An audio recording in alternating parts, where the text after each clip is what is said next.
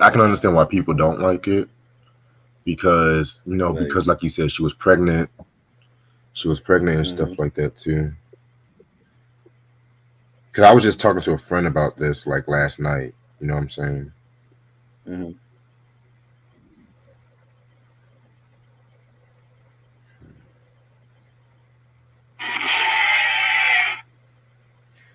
Okay, let me share this to a few people. Because I really originally this list was supposed to have been underrated R&B albums of the '90s, but I'm honestly tired of talking about '90s R&B. Not like tired, but I hate when Yeah. R&B always goes to '90s and shit like that. If that makes sense. Exactly. Like there's underrated shit from all over. Right.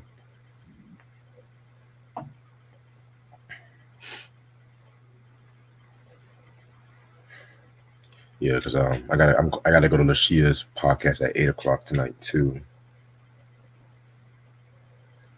Maybe that little Jeopardy bullshit. Yeah. Tell us it hard. Okay.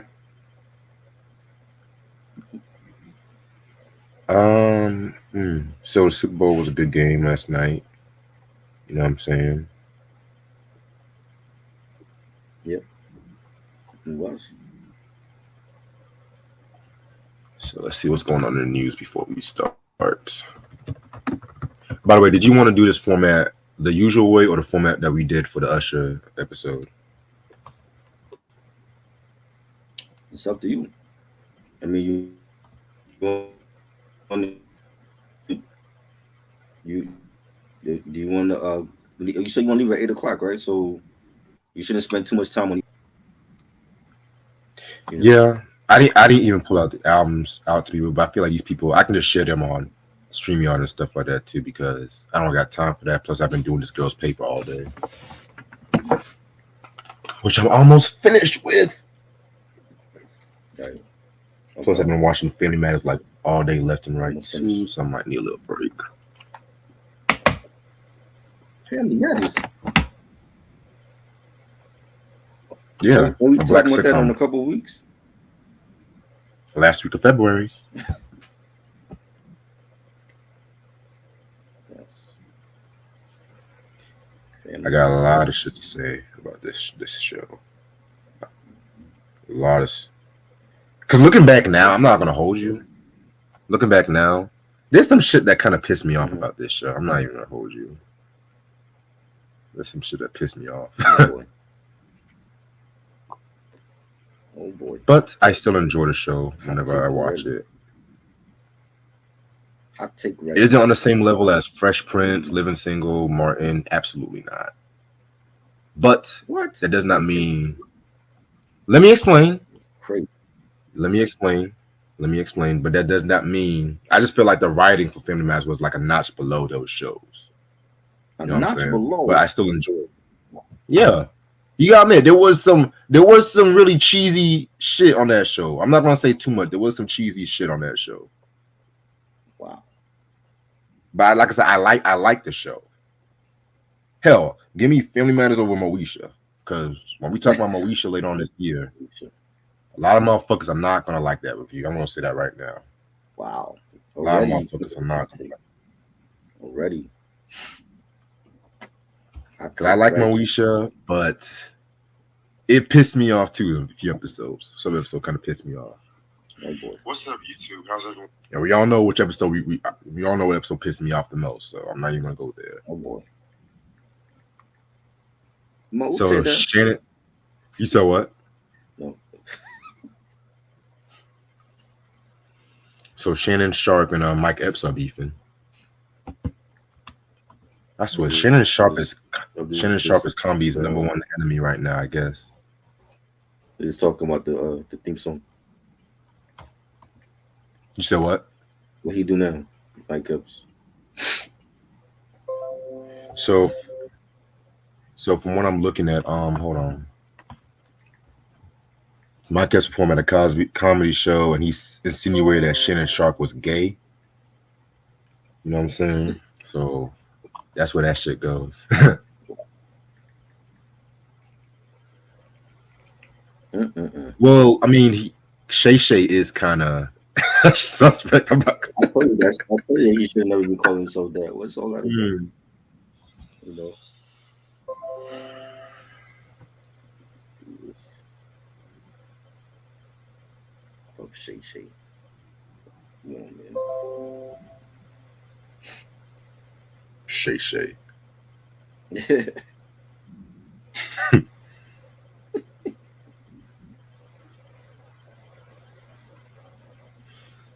Mm. So they're beefing and everything like that too. So yeah. Jesus. Also too, Swiss Beats responded to everybody trying to cause hate because of Usher and Alicia Keys before my boo.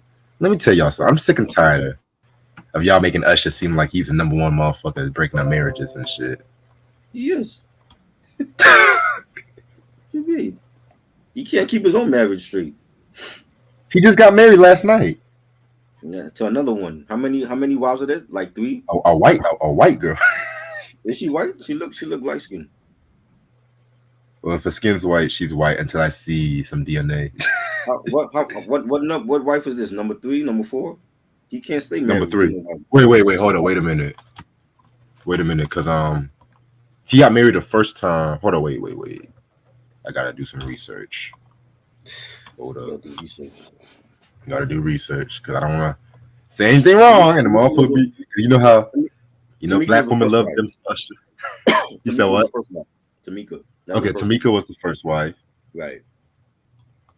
and then he dated somebody else. Hold on. Yeah, Tamika was the first wife. Yeah. Yeah, this is his second wife. Oh, your second wife? I thought he had more Oh than no, no, one. no, wait. This is third wife because Oh, wife, right. he married his manager Grace Miguel in Cuba in 2015. Jesus Christ. I should just stay single, bro. Marriage is not for you.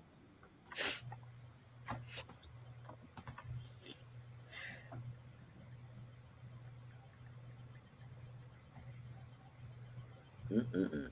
Terrible.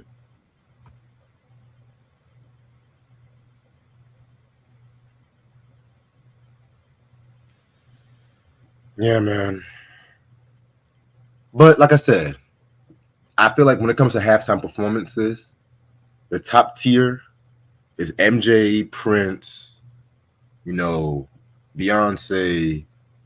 What's motherfuckers? I would even throw in Diana Ross's performance and shit. Then you have the second tier with the J Lo's, and I feel like Usher belongs in the second tier. Dana You Ross, what know, year was that? 96. Yeah, I don't remember that one.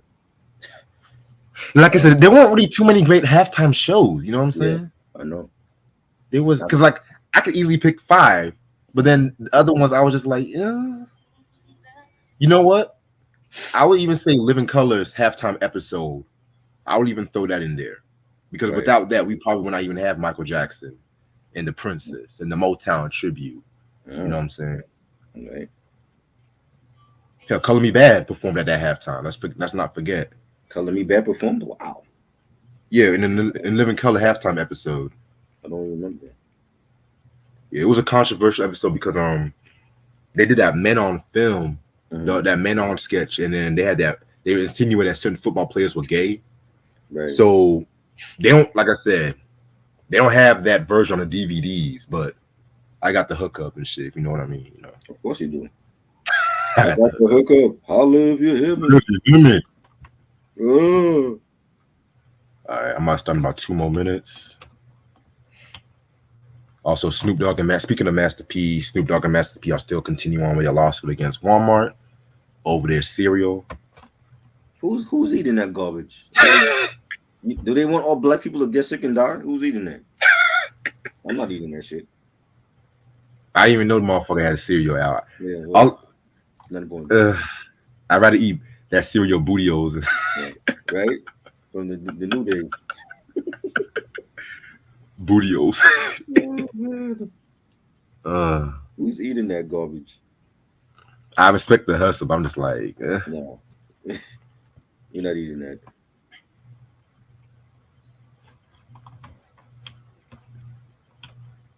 bootios.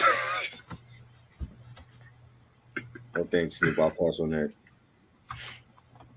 Oh Lord.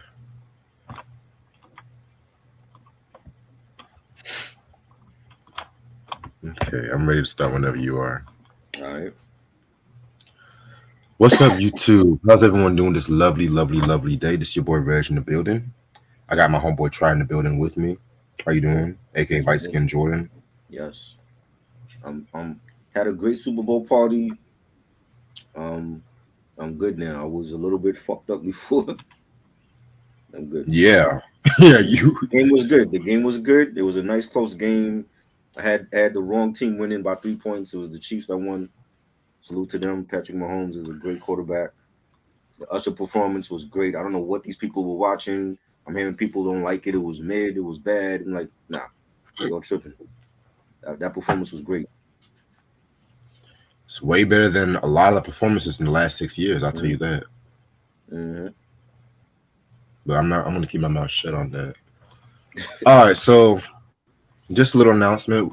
I know last night we were supposed to have done the writing on the wall, and that's gonna come later on tonight. You know what I'm saying?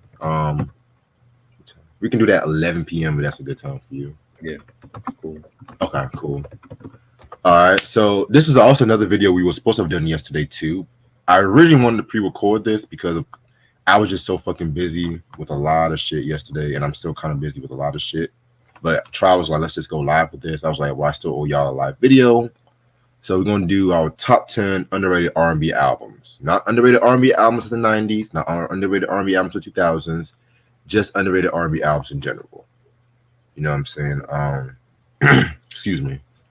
So the reason why I wanted to do this list, I was kind of influenced. I just saw one of these YouTubers. I think his name was like Soul on Stereo. I want to actually share his link on the community tab, and it's actually a great R&B channel. He does a little rap too, but he actually knows his fucking shit.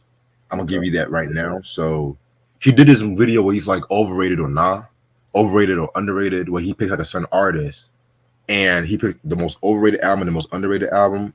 Some of the picks I had to agree with, but when he said that Mariah Carey's Glitter was overrated, I'm like, nah. Justice for Glitter, man. Oh boy. The movie is a different story, but the album is my shit though. I'm just gonna hold you. So this is actually gonna be one of those lists I don't have. It's not gonna know in particular order.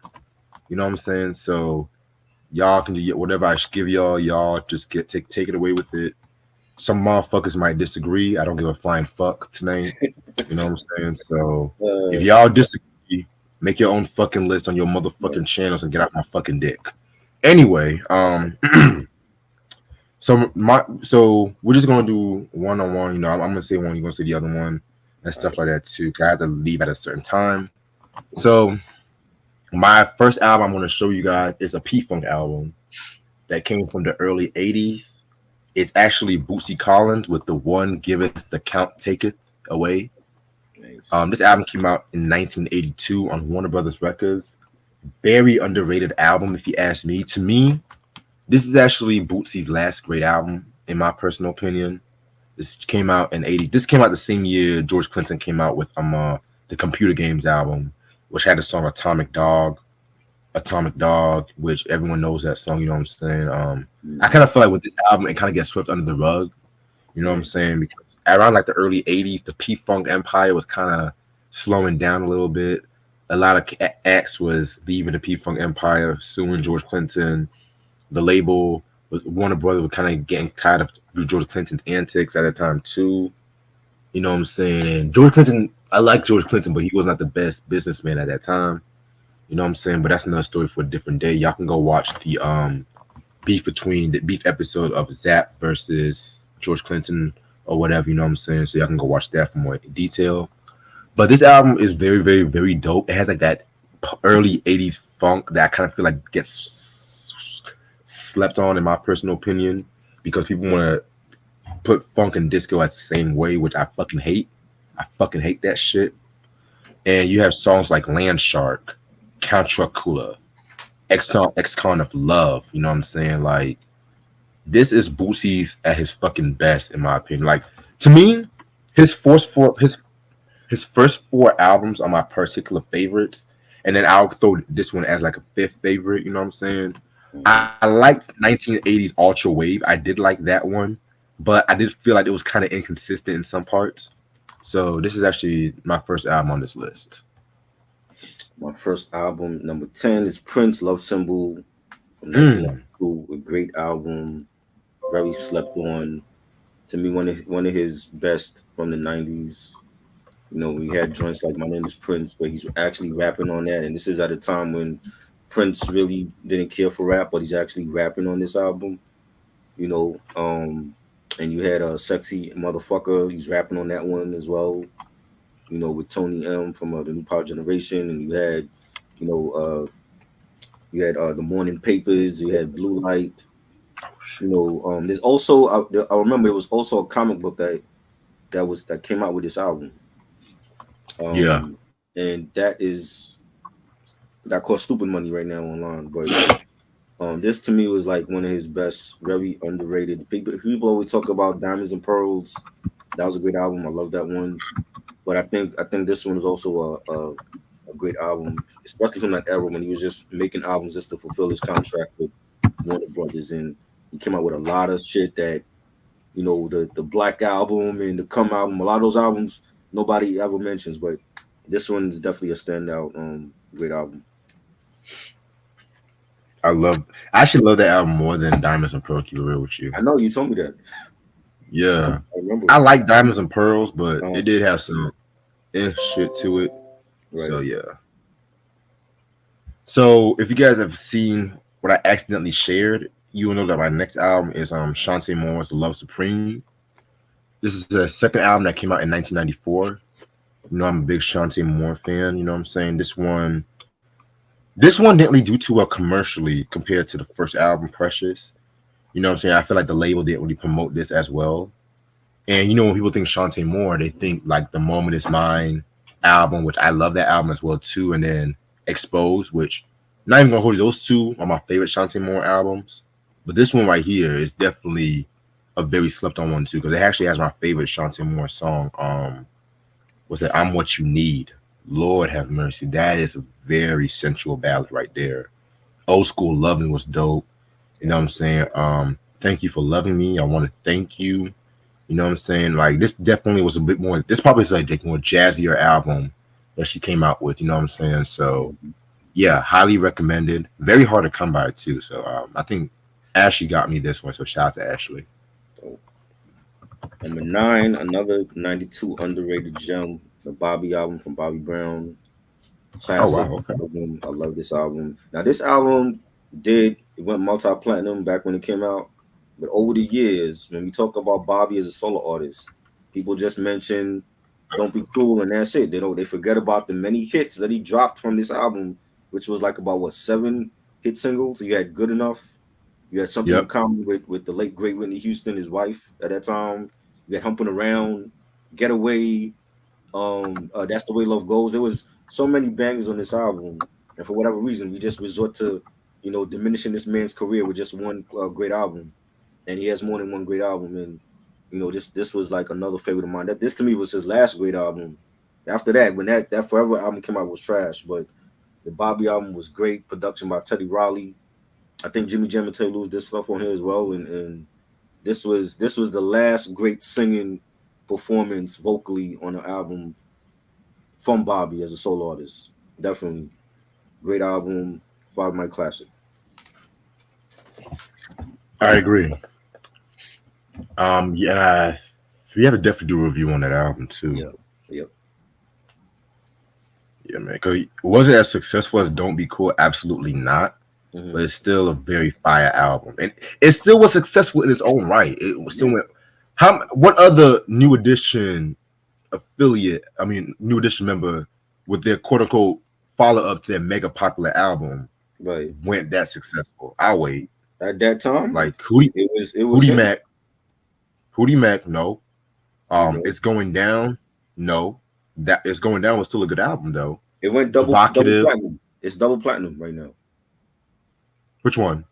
The Bobby album, Yeah, it's double platinum. I'm just double saying platinum. the other New Edition members. Right. The other New Edition members, they didn't really reach multi platinum after the follow up their hits. and stuff like that too. So Yeah. that's why that's one thing about the Bobby Brown movie. I like the Bobby Brown movie or Hmm. miniseries, excuse me, but I wish they would have focused a little bit more on the Bobby era. You know what I'm saying? I just felt like they just squeezed that album in with the Whitney Houston marriage and Right. everything like that too. You know what I'm saying? Which Right. maybe if album turns 40 years old, maybe people might do a document. Maybe Spike Lee might do a documentary on it. You never know. Right. Facts. All right. My next album I'm going to show you guys. We've recently done a review on this album. Excuse me. It's Aretha Franklin with "Hey Now Hey." You know what I'm saying? The Other Side of the Sky. So technically, this is an R&B and jazz album, technically, but I gotta show love to Aretha. Riri, or whatever you want to call it. I've also said that this is actually possibly my favorite Aretha Franklin album because it teamed her up with Quincy Jones. Yes, that Quincy Jones. You know what I'm saying? And it definitely showed a lot of vocal arrangement that Aretha has really never done in a lot of her albums and stuff like that. Like she was damn near scatting on a lot of these songs. Like songs like, Angel. I love that record, which was like a tribute to her sister. Um, Mr. Spain, very slow, seductive song right there. You know what I'm saying? Somewhere was very great. I love the last track, Just Right Tonight. You know what I'm saying? This one right here is definitely a more raw Aretha Franklin than what many people give her credit for. It's a shame too because this album, when people think about this album, it came out like at a time when this was actually the first Aretha Franklin on Atlantic Records to miss the top 25 on the on the hot Billboard charts. You know what I'm saying? But then it was more successful in the R&B charts because it was number 2 in the R&B albums and stuff like that too. Excuse me. So you know how that shit goes. The labels like, oh well, it's still a failure and stuff like that too. You know what I'm saying? But I would definitely recommend this one. You know what I'm saying? Because people also want to just skip the Young Gifts and the Black album, and sometimes they'll go to Let Me in Your Life from 1974, which I like. Let Me in Your Life, that was a very great album, but I felt like she kind of played it safe with that one. You know what I'm saying? Even though it has that Until You Come Back to Me, which was written by Stevie Wonder and stuff like that too. You know what I'm saying? So yeah. All right. Number 8, you got neo soul singer, Musique Soulchild, his sophomore album, Just Listen, my favorite music album.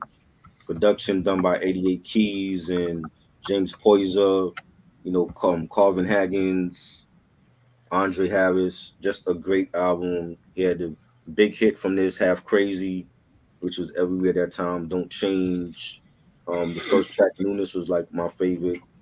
You had the remix for Girl Next Door, Real Love, just a banging neo soul, hip hop soul album that doesn't get mentioned. This is music when he was making his best stuff. Like his first album was great. I Just Want to Sing. You had this album. The third album was fire. I did love his album with Hit Boy last year. Was it Victims and Villains? That was a fire R&B album.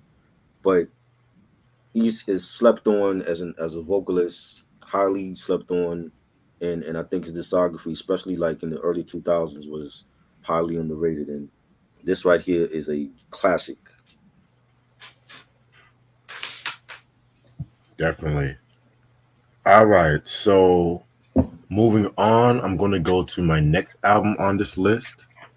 And this is actually another album that we reviewed a couple of years back. It's Smokey Robinson and the Miracles, What Love Has Joined Together. You know what I'm saying? This came out in 1970. I mean, this definitely was mostly cover songs and stuff like that too. I think everything was a cover song on this album, but at the same time too, the production on this album was very, very, very dope, very unique, and of course, the Miracles pretty much elevated their material and everything like that too. You know what I'm saying? The title track alone, "What Love Has Joined Together," which Smokey Robinson actually wrote. Smokey and Bobby wrote that originally for Mary Wells, but then it got covered by the Temptations, and got covered by a lot of people. Even Queen Latifah cover that one 2 years later and stuff like that too. You know what I'm saying? They did a cover of My Sherry Amore from Stevie Wonder. Spoiler alert, I'm gonna get a lot of flack for this. I like this version a bit more than Stevie's version. I might get a lot of flack. But if you guys hear that version yourself, y'all would see what I'm saying. You know what? I just realized something. You know what I'm saying? I feel like the first side of the album was like more Motown covers, but the second half was like covers of like pop and rock songs because they did the Beatles cover and I Love Her, which that was an okay cover. You know what I'm saying that never really been one of my favorite Beatles songs, period. But I do feel like the production and like the style of this album kind of broke down barriers for Smokey to do more shit like the Quiet Storm album. You know what I'm saying? The Smokey's Family Reunion album. Even his first album and stuff like that too, which that was actually very close to making my list, but I decided to pick this one instead. Mm-hmm. Number 7 for me is a group, a duo that is they used to be husband and wife. They separated, so I think supposedly they're back together recently. Coffee Brown, with their only album, Ooh, Mars Venus, entirely produced by DJ KG from Naughty by Nature, and you had All Star, Darren Delight Lighty as well that did some joints, and they had the big hit After Party and Weekend Thing. Those were like the two biggest hits on this album. And sadly, we never got another album from them. They broke up. They got a divorce. I recently saw them on that halftime chat platform on YouTube, and they were talking about the first album, and it looks like they're reuniting or they're making new music. So I heard hopefully about we get that. them at some point. I would love to hear another album from them. But this was definitely slept on from 2001 on Astro Records, and this is when KG was in his production bag and having his own label, Divine Mills, and coming out with artists like Coffee Brown and Next and Jaheim. And it's a shame that we didn't get more from Coffee Brown, but hopefully they're back with some new music. So Yeah, we'll see what happens. yeah. All right. So now this is an album that we've never talked about, honestly. I've seen a lot of people kind of in recent years kind of bash this album. You know what I'm saying? Which I can kind of see where they're coming from, but I do feel like this is like the last great album from this particular group. And this is gonna be surprise a lot of people, but it's gonna be Boys to Men with the Evolution album from 1997. Man, Now, yes. I know people are gonna be like, well, this album was not really underrated. It still relatively did good, but here's the thing. Here's the thing. Jesus Christ. The first, you know what? I'm gonna say this. I'm gonna say their first 3 albums because people don't want to count the Christmas album. People don't want to count it. I'm gonna count the Christmas album. Yeah. Coolie High Harmony, Christmas Interpolation, and the 2 album were very, very, very good. But then they had a lot of issues with Motown, because of the fact that Motown, they wanted to cash in on Boyz II Men by dropping another album. So they dropped a remix album, you know what I'm saying, the remix collection in 1995. Yep. They did not want that remix album to come out because they feel like some of their best work was not on that remix album, which I've heard the remix album. I loved it. Yeah. I don't know what the fuck they're talking about, but I kind of understand why they feel like that because the Motown has done a lot of shit like that and stuff like that too. Just look at when Marvin Gaye wanted to do the In My Lifetime album, but they rushed and released that album. You know what I'm saying? So they were going through a lot of issues, and then also too, and they actually had like a lot of issue with their management and distribution as well too. You know what I'm saying? And it caused like a lot of discord between them and Motown. And that was also around the time when you had, I think Andre Harrell was Andre Harrell in Motown around that time? Like 90. I think that was Kadar. Kadar Messenger. Okay. Yeah. Yeah. Okay. Yeah. So This album kind of has like a somewhat bad reputation, and even at the time, too, critics didn't really care for this album, but it still topped the R&B charts as usual. And they dropped a Spanish version of this album, which I can't. I hate when artists do that shit. I hate when they do that stuff. And Boyz II Men did that shit a lot too, but that's besides that point. Yeah. I love Four Seasons of Loneliness. I love that record. Baby Yes. Come On was Love that dope. song. Yeah, Dear God was pretty good too. A song from Mama, from Soul Food. I'm not gonna hold you. That's still a great song. You know what I'm saying? Yeah. That's probably like the best known. That's probably like the best known song on the album. To be real with you, and like I said before, this is actually their last great album. I agree. Jesus Christ. I do have the Nathan Michael Sean Wani album from 2000, but Yeah. you said you got that one too. Yeah, I got that one too. I have all of them up until I want to say the Doo-Wop album, the one that they got the Grammy for. But Yeah. even those 2000 albums wasn't, well, I don't want to say they wasn't good. It's been years since I heard them, but I remember like listening to them and not They like weren't good. yeah. But yeah, man, this album I definitely want to do a review on this album one day. Yeah, you guys will do that. You know what I'm saying? So excuse me, Boyz II Men Evolution. It's not their best, but it's far from their worst. You know what I'm saying? That's all I can accept. All right, number 6, we got some Blue Eyed Soul with your boy Robin Thicke, his first album, A Beautiful World, released in 2002. Oh wow. On Interscope. This is an album that nobody talks about. People remember Robin Thicke for Bloodlines and Lost Without You, but this album here, this was long hair Robin Thicke before he cut the hair off, and he had it when he was still married to Paula Patton. She's on that's actually Paula Patton on the cover, naked, looking sexy as ever. And the album was produced all by Robin Thicke. It has a neo soul hip hop sound to it. And he had the big hit When I Get You Alone. That song was also featured in a Sprite commercial back then. The video, he's like riding on the bike through the streets. He had like a white suit on, white tuxedo. He had a second single was called Brand New Jones, but it is entirely produced by Robin. I think he nailed it with this album. Definitely one of his best that don't get talked about. And the reissue actually came out way back in 2003. And it has 2 bonus tracks. It has a song called High School Man and the remix for When I Get You Alone with Jadakiss. So that's the 20th anniversary edition for that. I think that's available, but the OG copy is out of print. But this was a slept on R&B album that we need to talk about at some point. I've never heard that album. It's good. I've never heard it. I had it sitting there. My homeboy had gave it to me like years ago, and I had it sitting there forever. I'm like, yo, let me put this on. It is dope. Definitely. I think it's definitely one of his best albums. Dope. Okay. All right. So speaking of Blue Eyed Soul, I got another Blue Eyed Soul, even though I hate this fucking term. This came out in '87.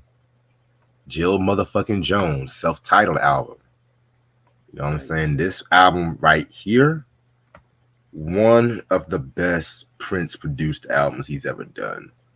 '87 was such a great year because not only he did Sign of the Times, the Madhouse Project, recording the Black album, he showed it. I think he did some work on Sheila E.'s self-titled album. But this one always gets swept under the rug. I don't know why, though. I don't fucking know why this one gets swept under the rug. You know what I'm saying? It has a very, it's like the production of Sign of the Times meets the production of the Madhouse era. You know what I'm saying? Mia Boca, that was a single off the album. I love that record. You know what I'm saying? Which, if you guys remember, you can actually, excuse me, hear that song on the Prince movie Under the Cherry Moon. You know what I'm saying? All Day and All Night. That's actually my favorite song off this record. The Prince demo, you got to hear that one too. Baby Your Trip was very good. G Spot. You know what I'm saying? This album to me was very, very, very underrated. Jill Jones, member of the Revolution. Yeah. I think she was dating Prince at one point too. So y'all know how that shit goes. You know what I'm saying? But yeah, man. It's so fucking crazy because this album never gets its just due. It never gets its just due and shit like that too. But Prince was Prince at that time. So rest in peace to Prince. Number 5 for me, X Float. Remember Marsha Ambrosius, her first album, Late Nights and Early Mornings on J Records. Her first debut, all produced by Marsha Ambrosius and Just Blaze. He had a track produced by him, Far Away, big hit song. We had Hope She Cheats on You with a basketball player. Allegedly, that song was about Lamar Odom cheating on Khloe Kardashian. We had the Really? time. Yes, that was. It's supposedly that's what she said. It's supposed to be about Lamar Odom, cheating on Khloe Kardashian. So I don't know how true that is. You had a I song never called heard Lose. that. That was the rumor. I don't know. I don't know if it's true. You know what I'm saying? I think Lamar used to date Marsha, so I don't know. I don't know how true that is, but that was the story behind that track. You had a song called "Lose Myself," written by Lauryn Hill. That was dope. With You, very seductive track. Alicia Keys wrote that as well. Sour Times was banging. She actually had the Butterflies remix on here. She wrote Butterflies for Michael Jackson for Invincible, and she did the remix and the remix. That's like the last track on the album is the Butterflies remix. But just a lot of great songs. Tears. I Want You to Stay. Great neo soul R&B. Marsha Ambrosius, another underrated artist that can sing her ass off. Great songwriter. And I felt like a lot of people don't mention her, but at this point, I don't think we're ever going to get a Flow Tree album again. So be happy with what you got from Marsha, and we're still waiting for that Marsha and Dr. Dre album that's never going to come out. We know it ain't coming out, but it's good. It's good to have hope. But this was a classic debut. Definitely. Okay, give me 1 second. All right. So next album, gonna take it in 1983. Midnight Star, No Parking on the Dance Floor. Oh man, this album, wow, this album is a very great album in my opinion. Their most successful album, Midnight Star. Everybody knows them. They did this song on this album, Wet My Whistle, Slow Jam, which motherfuckers have covered that. That's like one of the earliest songs Babyface actually wrote, Yep. for somebody and stuff like that too. People forget that. And Usher and Monica, no wait, yeah, I think Usher and Monica covered this for the My Way album. Slow Yeah, Jam. they did. Yeah. Yeah, Slow Jam. Yeah. Yep. But yeah, this album for 1983, this is definitely one of my top 5 R&B albums of '83. But that was like the year of the Lionel Richie's Oh, Can't wow. Slow Down. You know what I'm saying? Which that's a very great album as well too. Yes. Thriller was still burning up the charts and everything like that. So I still would definitely recommend Midnight Star. Very, very, very dope album. All right. What we at number 4? Number 4 for me is an album I'm gonna be talking about at some point with the R&B reps whenever they get their schedule right. Mac Wiles, New York, a love story. The actor and singer Mac Wiles. That Mac Wiles from The Wire. He played Michael on The Wire, and he's been on the Beverly Hills 902, Beverly Hills 90210 reboot. A couple years ago, he was on that, and this was a great hip hop soul album with beats done by DJ Premier, Pete Rock, Salam Remy, Havoc from Mobb Deep. Um, just about a who's who of hip hop producers on this album. It was like your Illmatic for 2013, and he killed it. Like every track on here was fire. My Crib, Henny, Own It, Magic, You Can Cry to Me. Like you had features from Raekwon and Dougie Fresh. Um, you had Method Man on Wild Things, and this if you love hip hop, if you love R&B, this was like a great mesh of hip hop and R&B done right in 2013 when R&B at that time to me was like really becoming crap, But he can definitely sing his ass off, and I need to hear a new album from Mac Wiles. He hasn't dropped anything in like a long time. I haven't seen him in anything on the big screen in a long time, but I want to hear another album like this. with like some of today's producers like Derringer, maybe Alchemist, maybe Hit Boy. I think you could do it again. But this is definitely a classic.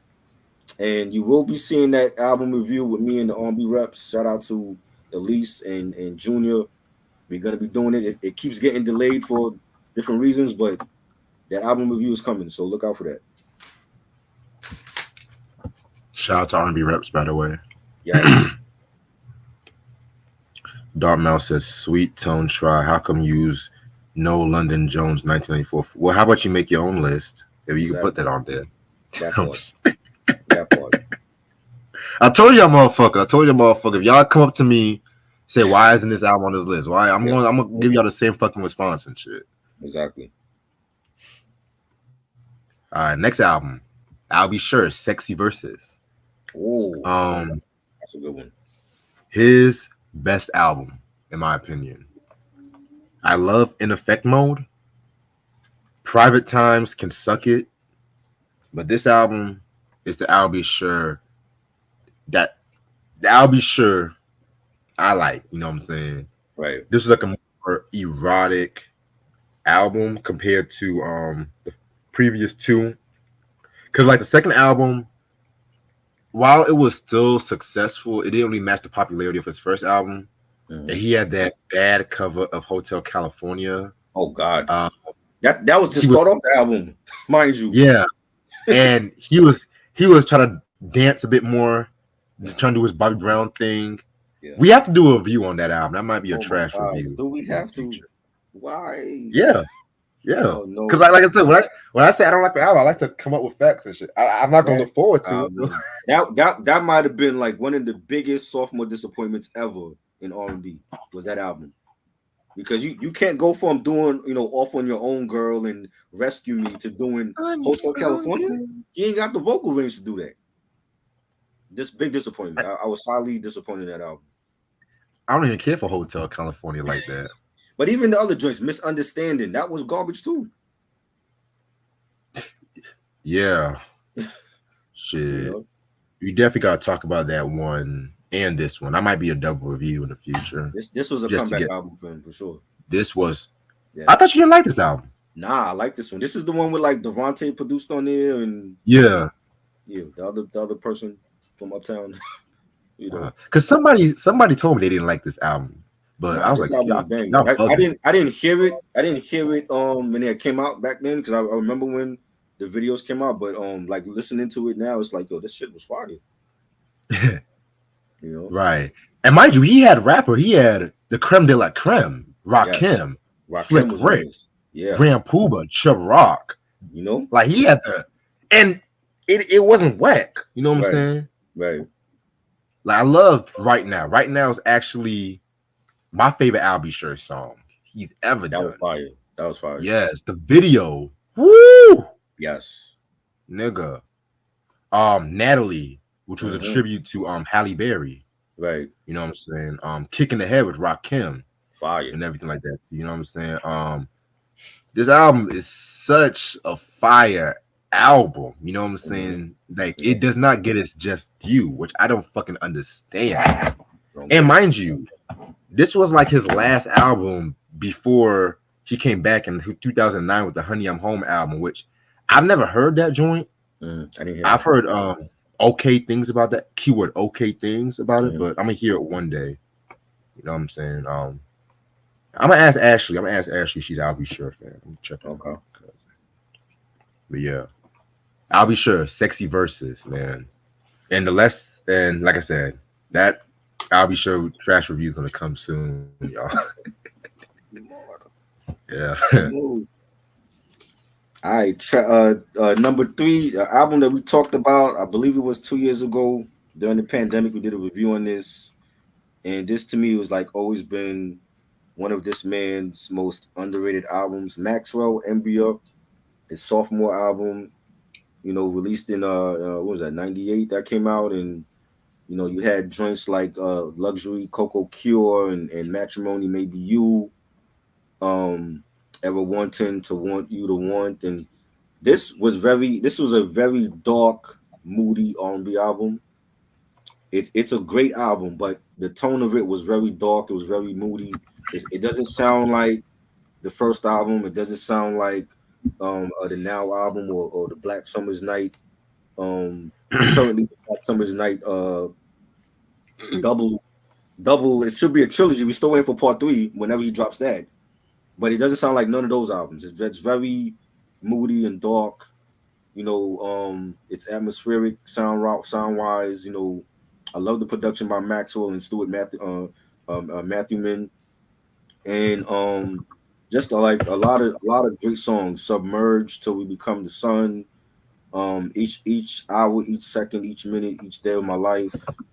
You know, Arroz con Pollo. Like every track on here was fire for all 12 songs, and to me, it's a classic.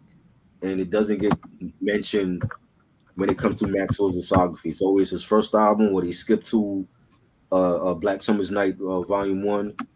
But this was definitely a five night classic. I agree. All right. Where we at right now? Next album. I got two more left. Okay. Yeah. Next album I want to talk about is Thank You, Ray Sean. House of Music from Tony. You know what I'm saying? Which I feel like this is actually their best album. Their last album, you know what I'm saying? It's actually a controversial album too, to be real with you.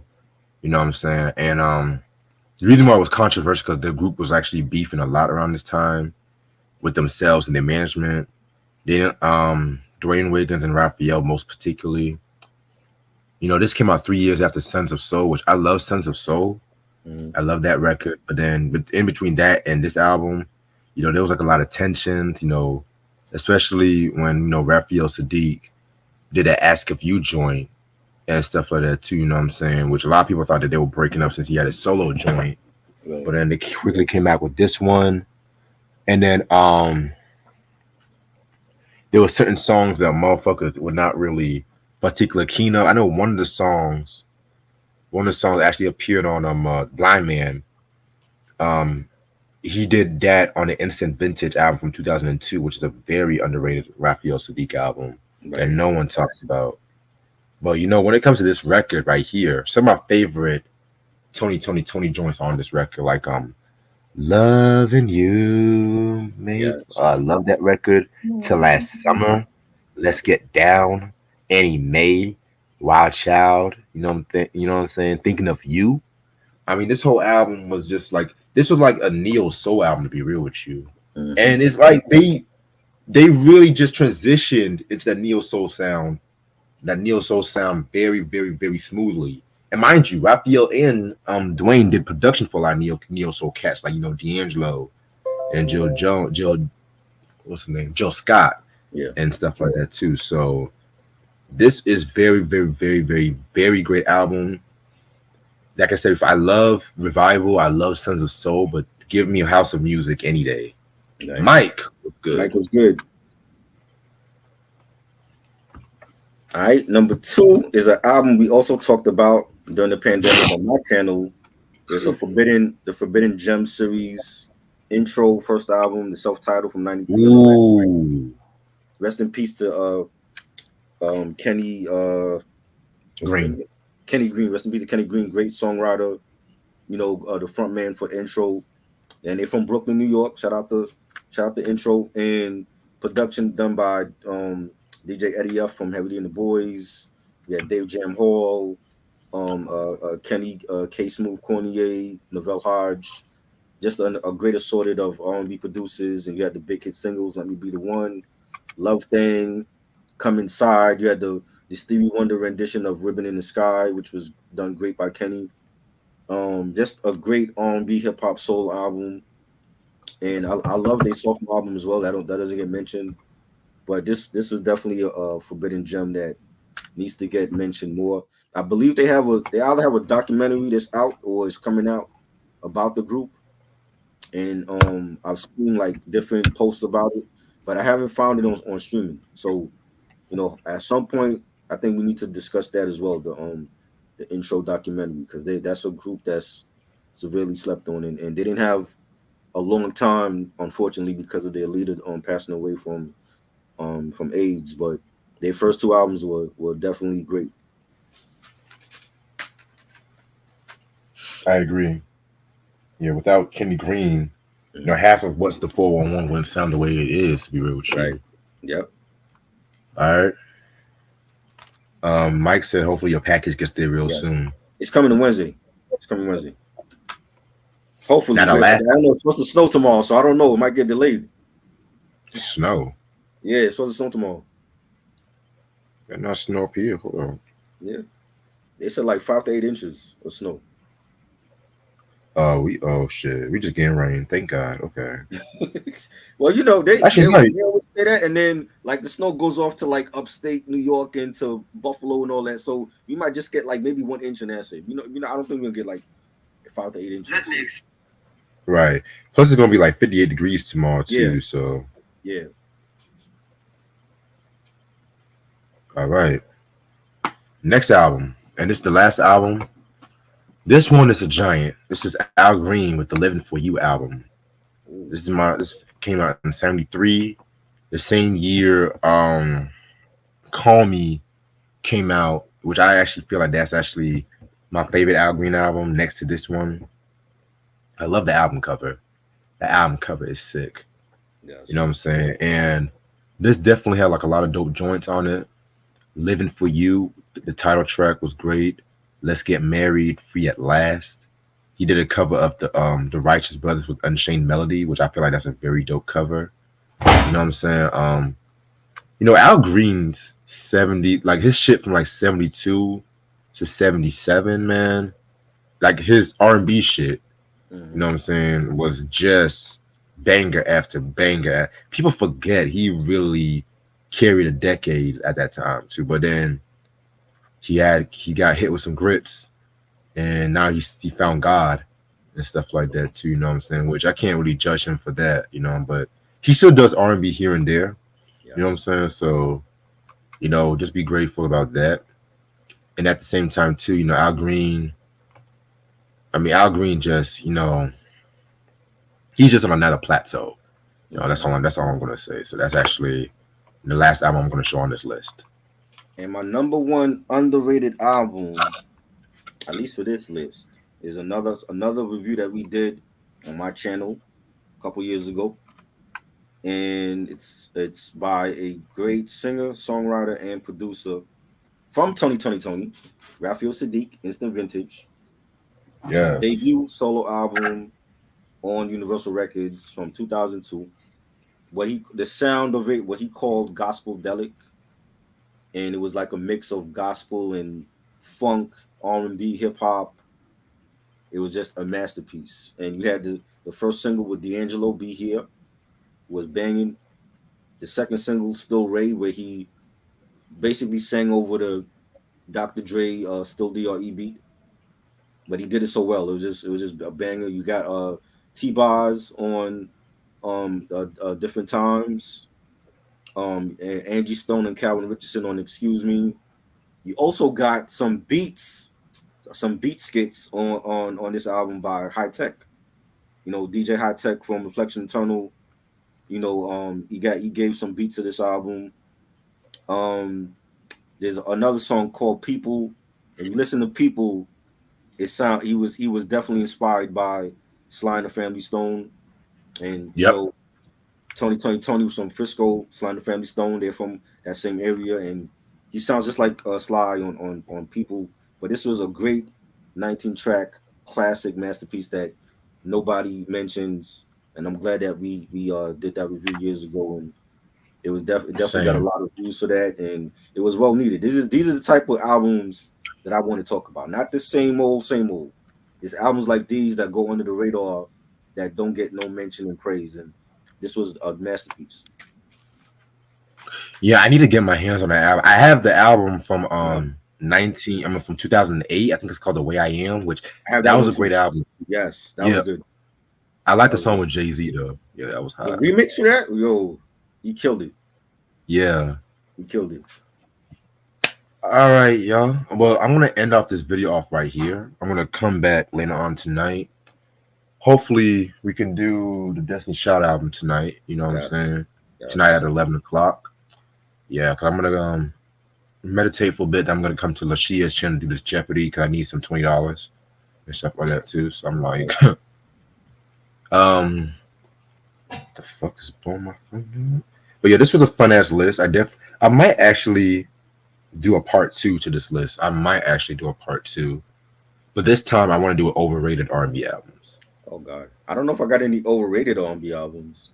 I What's do. overrated to you? Like the Beyonce stuff. What's overrated? You said what's overrated to me? Yeah. Well, I know you're gonna say Justin Timberlake, so that's a You, given. you never know. You never know that. You never know that. I mean, but when I say overrated, I don't Mm-hmm. always mean it's a bad album. It just means that sometimes when people think of that one artist, they think of that particular album and stuff like that too. You know what I'm saying? That's Because with rap too. They think of Nas as a one album wonder. Oh, Illmatic, not knowing he got other great albums. that I mean You that's know, true. But when I think I mean like Ashanti's first album, um, Justified. You know what I'm saying? of course he would say that. Um, mm, let me see. Let me see if I can take it back. Overrated albums. Wow. Hmm. Yeah, I see. Hmm. You know what? I'll say next. I'll say next is that third album they came out with. Mm. A lot of people say that's a great album. The third I never album, cared. what the next episode? That shit? You thought that they who said it was great, other than the damn group? A lot of Really? R&B cat. That was trash. Yes. That was trash. Yep. That album was Oh. trash. No, I'm sorry, RL. That album was bad. No, no. Yeah, they have one good album. Let's be real about that. You Overrated. know what I'm I just think it's saying? bad. But yeah, like I said, this one I might have to think a long time on. It's not going to be something I'm going to whip out next week. This might be like a couple of weeks and stuff like that too. You know what I'm saying? But yeah. So this week alone, we got some good shit this week. Or I want to reveal when we come back and stuff like that too. Also too, if you guys have not checked out, actually, you know what? Usher's Raymond versus Raymond. Yeah, I said it. That was overrated to you? What? Compared to what? Yes, I said it. Yeah, Overrated. it's compared to Here I Stand. That's his Here I last Stand great was a way album. better. Here I Stand was a Raymond way better versus album than Raymond is Raymond his versus Raymond. last great album. That is his last great album. Here I Stand was his last great album. You think Here I Stand was the last great album? I thought I was mid at best. Raymond Yeah, Raymond versus Raymond was mid too. Y'all just look at it. There goes my baby. Now, I granted, don't even like that song. you don't even. I put it on the playlist, but I don't care for the song. But I put it on there because people love it. I'm like, okay, y'all could bump that. I don't care for Daddy's home. Daddy's song was my joint. That was my joint. That was my See, joint. that to me, that album was the beginning of the end because that's when he started doing all this trendy EMI dubstep shit. Yeah. And I like I said, I like Usher. I like Usher. Give me self-titled, My Way, 8701, Confessions, Here I Stand. Raymond versus Raymond, you can give that to me, but keep the other shit after. You know what I'm saying? Especially this new album though. I gotta hear it. I gotta hear it first. I know it got mixed reviews already. I gotta hear it though. He has a song called I think A-Town Girl with Lotto, where he samples Billy Joel's Uptown Girl. It's an A-Town Girl. I was like, what the fuck? What are you doing? Why did Billy Joel say yes to that? Why did he even give the green light to sample that record? It's a catchy TikTok. The album is like TikTok music, man. That's all I'm gonna see. We might talk about that next. What he doing TikTok R&B now? Come on, Usher. If you think Blockbuster from Buster is bad, then you're gonna laugh at it. Oh, it's that. Oh, it's epic bad. We'll wait till next week. I didn't hear all the album yet, but I heard some of the joint. I'm like, this is TikTok music, man. Wow. And y'all give me Mariah's later album. Yo, I'm just saying. I like, you know me. I feel like he just rushed it for the halftime show in the marriage. He's like, yeah, I'm gonna be dealing with my marriage. I'm gonna give y'all an album like this. I feel like the real album's gonna come out. I heard people say the best song on there was "Ruin." I heard people say Yeah, like the album is mid, the album it's no good, it's okay. So it's not like all around great reviews for it already.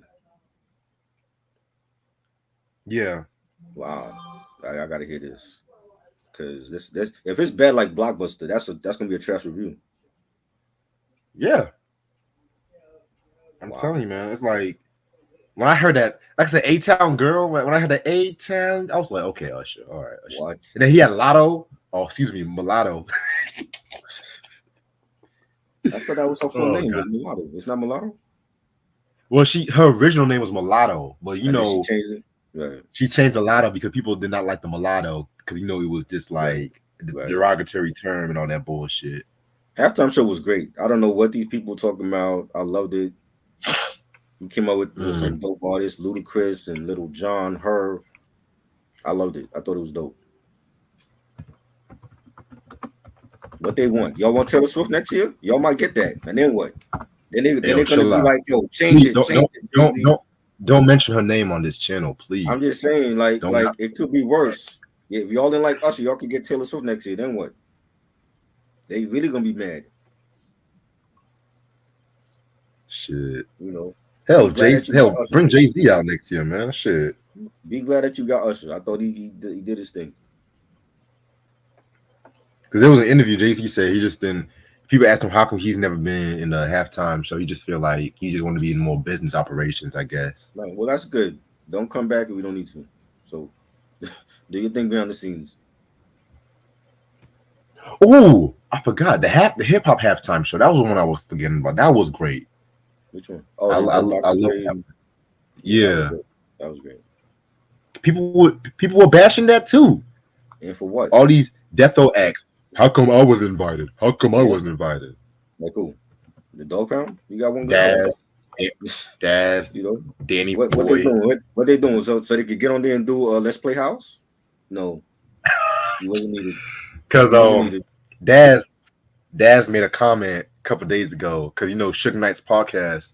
He said some shit like "We made Pac." I was like, "Fuck that." Pac had #1 albums before Death Exactly. Row. He had a #1 album in prison Exactly. and shit like that. He had #1 Who album could in do who could prison. do that So now? That we have a #1 album in rap that's in prison. Who could do that now? not Tory Lanez. Nope. Not Tory Lanez and shit. You know what I'm saying? No, Pac was already a superstar when he came to Death Row.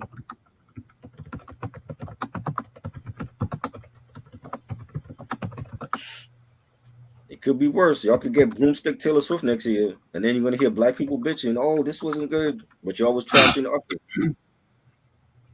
Make up your mind. I like the way it's going right now. That's why they got Jay-Z there. Like I like the way what he's doing. Yeah, man. You know, they could go back to being boring and having Taylor Swift and Brooks and Dunn and people like that. Y'all want to see that shit? Y'all want to see Shania Twain there? I don't. I actually fuck with some of Shania's music. Well, you're like 1% that fuck with her. You know what I'm saying?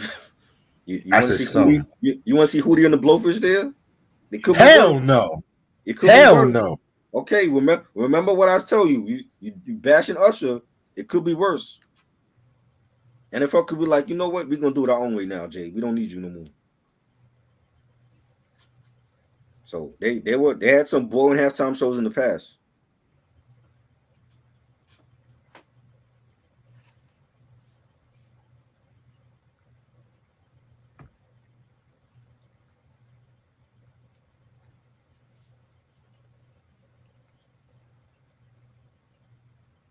I'm gonna stay on for 5 more minutes. You want to see Post Malone do the whole show? I'd rather see Post Malone and Taylor Swift. Shit. You want to see the whole Post Malone show? But like I said, this is like second tier. This is not. This second tier and stuff like that. I liked it. He gave me what I expected. Honestly, I wish he would just perform more shit from like this '90s shit. You know what I'm saying? But you can't always please everybody. I like the playlist. He did different stuff. You know, right? It was good. These people was expecting him to do all type of songs. Like I'm like, it's the Super Bowl, right? This is a family show. He's not doing, trading places and shit like that you want to hear. Mind you, it was filmed in Nickelodeon. So You know what I'm saying? They want him to do all these sex songs. I'm like, it's the Super Bowl. He's not doing that. oh, actually, I know one of the recent bad ones was Justin Timberlake's performance. You know, that was one of the recent bad ones for halftime. Is that the one where he said something about Prince or something? Hell yeah, he dissed Prince years ago. I want to give a tribute to him. The fucking fucked hard.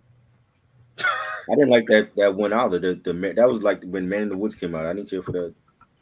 Wait, hold on, wait a minute. You actually agree with me when I disrespected your white savior?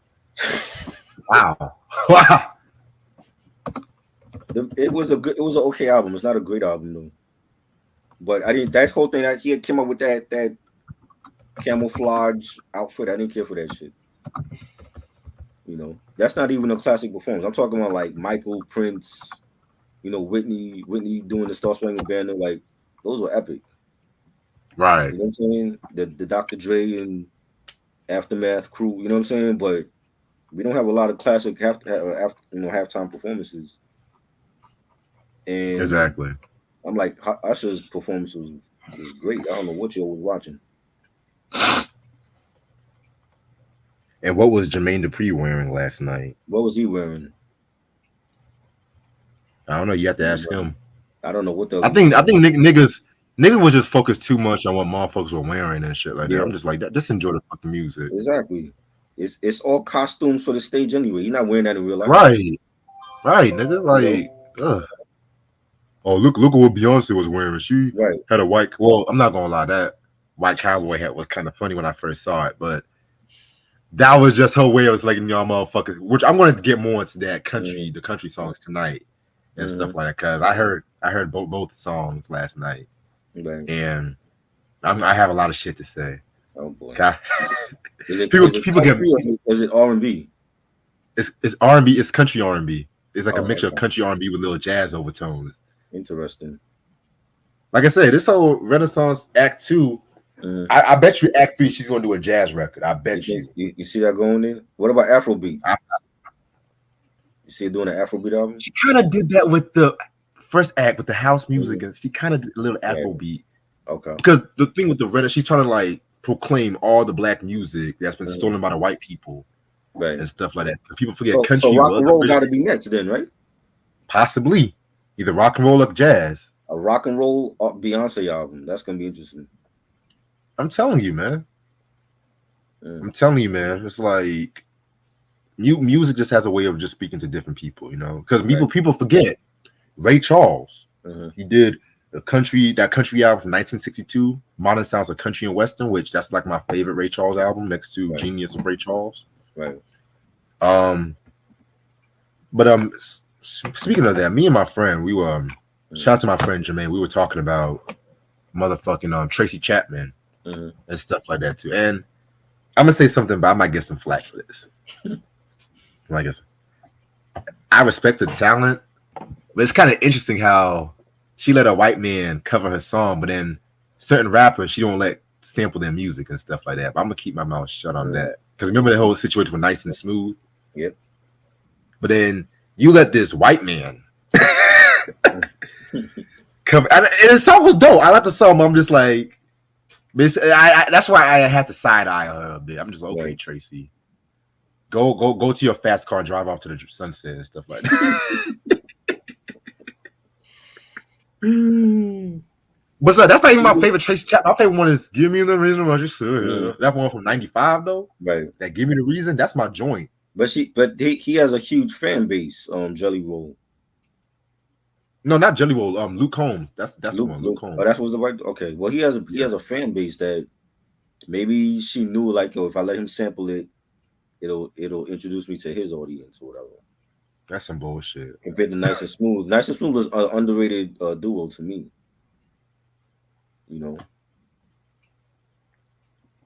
Mega Giant was good.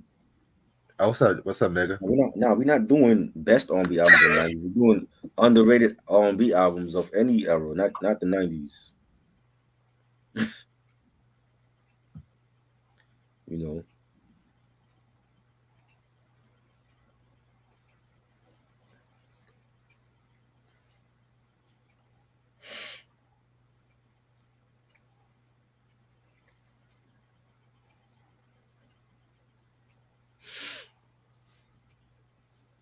Yeah, Beyond, But I yeah, didn't like Rihanna's halftime show last year.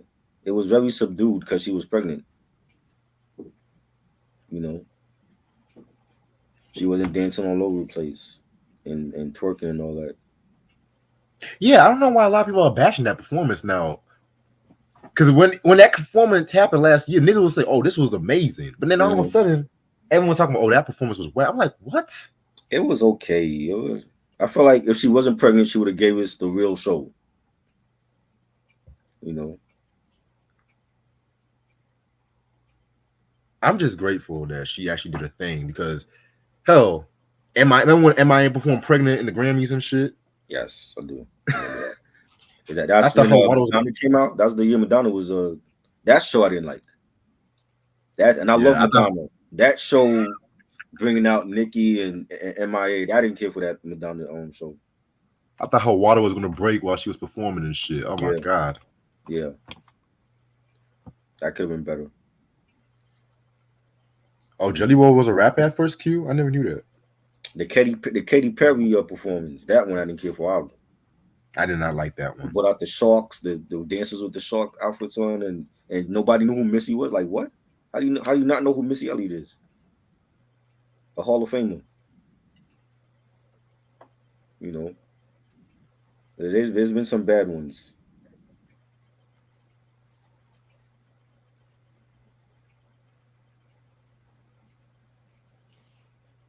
Coldplay was great. I love Coldplay. They had a great and they did it twice, right? Yeah, they did it twice. Yeah. Eh, Yeah. they, The one the year that they brought out Bruno Mars and Beyonce, that's the one I love, and that's the one that got the controversy because of what Beyonce was her statement with the all black, and I'm like that was fire. I don't know what y'all talking about. You know, the formation she did the formation joint that was great.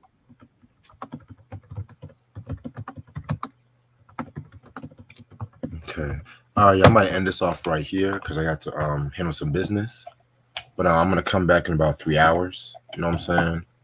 Um, just let y'all motherfuckers know.